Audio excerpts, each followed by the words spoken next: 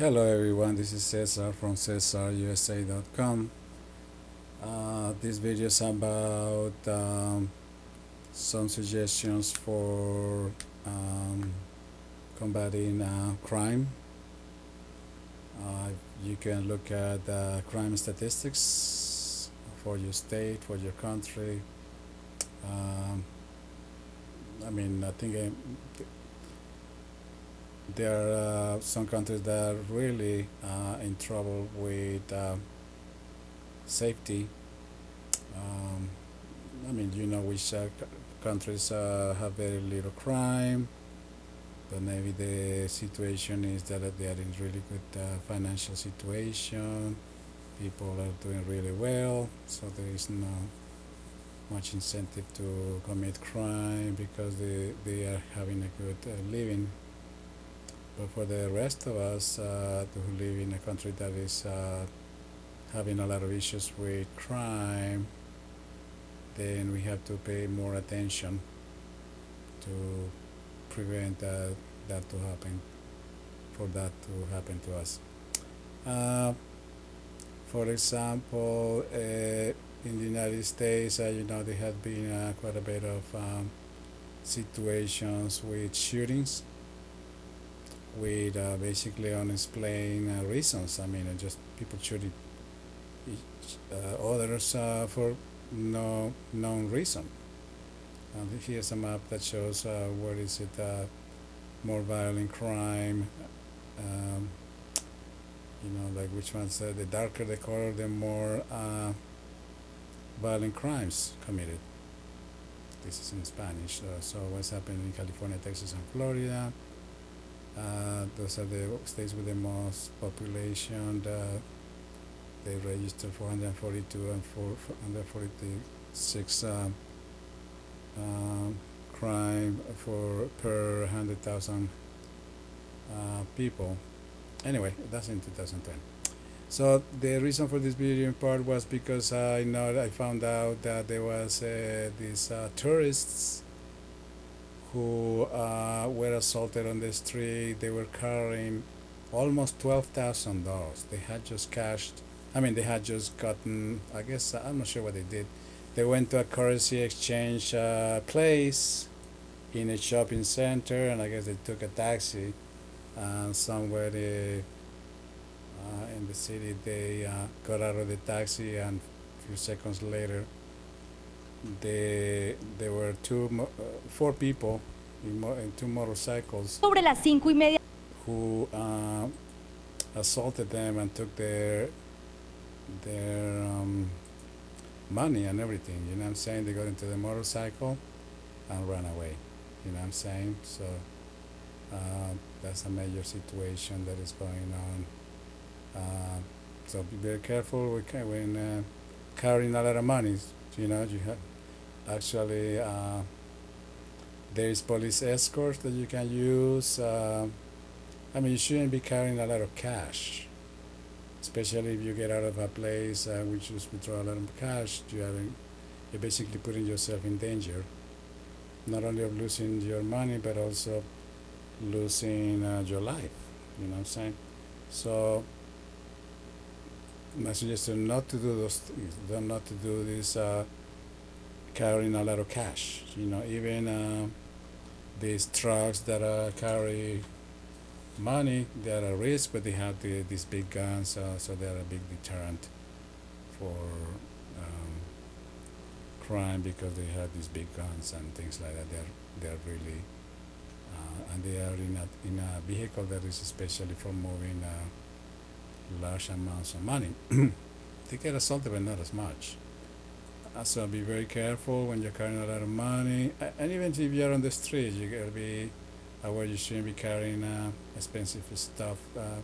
Keep your stuff in a safe place. I think this is a lady who just got assaulted by a motorcycle driver, and then another car came and hit this guy and almost killed him. So not only the victims are in danger, also the criminals are in danger because there's other people who actually hit him or even kill him sometimes if they see something happening. So be very careful. Do not carry a lot of cash. Do not.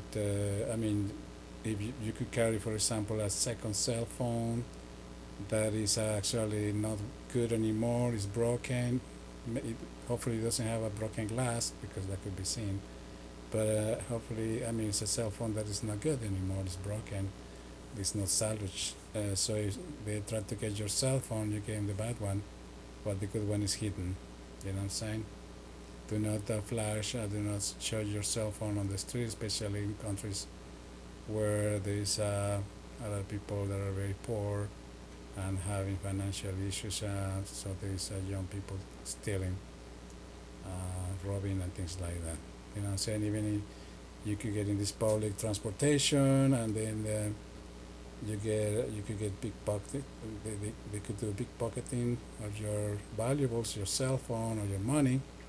You get out of the vehicle and you don't have it anymore. You are even in a restaurant that could be assaulted. I mean, they could come into a restaurant and assault everybody in the restaurant or assault everybody in the bus. So, or even in your car or in a taxi, they could show a gun and then you have to hand out your valuables. So try to not to carry a lot of valuables, just the basics, and a fake phone. And you should have two wallets or three wallets. One will have the most valuables, cash, and your documents that will be hidden under your belt or in a hidden place, and then another one that has a little bit of money for just little things. You know, saying that's the one that you're gonna hand out if somebody tries to assault you. You know what I'm saying? I invite you to visit my website, csarusa.com. This is my cell phones. These two are my cell phones in Colombia. I have multiple social media web pages, so hopefully you find something. I mean, so hopefully you will contact us and we will help you with the translation, language interpreting. We have provided tour guides. So if you are planning on traveling, we are located in Medellin, Colombia. If you're planning on coming to Colombia, then we can help you with translation, tour guides, and things like that. We do even technical translations, and actually we have software that do technical translations. So we gather a lot of new words all the time um, to make it better. So and we do have a channel, CUSA space INT, that provides tips, promotes services. This is Colombia for Tourists. It explains a little bit about Colombia. There's multiple videos about that you can watch. We have multiple videos of in different subjects. Quite a bit of them are tips that we provide. So hopefully you like the videos and subscribed. This is another channel, Cesar Space P and Triple X. It's not a porno. It's actually educational videos. We also have multiple Facebook pages. We offer services such as real estate for Colombia, especially Medellin, Colombia, real estate in Hawaii, real estate in California, Southern California. We also provide Airbnbs in a couple of locations. Assistance if you are interested in buying a property in Colombia, we can help you with that. We also provide assistance with for people who need to apply for benefits such as Social Security, including disability. So if you're planning on applying for Social Security retirement or Social Security disability benefits, we can help you, give you some good tips, so you have more chances of getting, for example, disability approved. You know, you need to be prepared because they ask a lot of questions, so you need to be prepared. Okay, so watch out for crime. I have some multiple videos about things that are happening in the banking industry. A lot of people who have unemployment checks or unemployment deposits, and then for some reason somehow they get their, well, they don't get, but their accounts get hacked.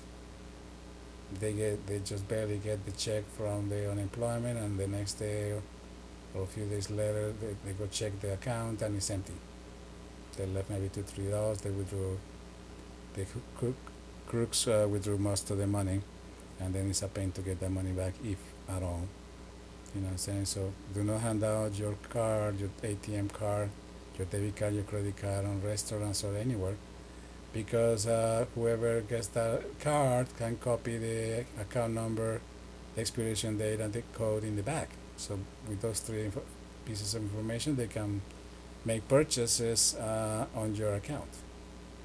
And then you have to call the bank and wait for a long time on the phone, and then you get to the fraud department, and then they ask you a bunch of questions. Where do you keep your card? If you suspect of anyone, I mean, they ask you a bunch of questions, and then file a claim, and you have to wait up to say 90 days, 45 to 90 days for the claim to be reviewed. In the meantime, you don't have the money. Sometimes they create the account, sometimes they don't, and then you could be out of money for quite a bit of time. So be very careful with your card. If you get deposit, I think you should withdraw the money very quickly, same day, first thing in the morning, because maybe next day or in the afternoon, somebody could withdraw your money from your bank. So it's no longer safe. I guess it's no longer safe to have money in the bank. And also in the house, you need to be careful that it's safe, that nobody's going to break into your house and steal. But I think it's United States not there, even though there is home burglary, is not as often as what is happening with ATMs. So I think it's even worse. You can hide your money in a house, and the crook is going to have a hard time finding it in your house. But you have to have people that you can trust. That you don't want somebody in the house who's going to take some of the money or all of the money. So you need to be very careful where you keep your money. Maybe in a safe deposit box would be better than in a bank account that somebody's gonna withdraw the money from from the internet or something.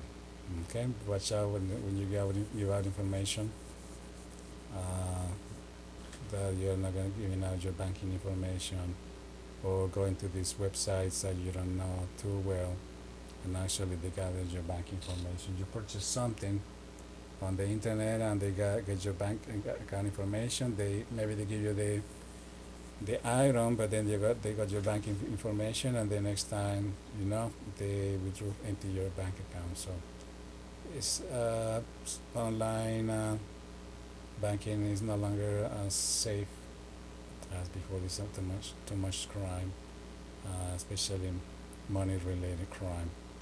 Okay, so wear protective clothing.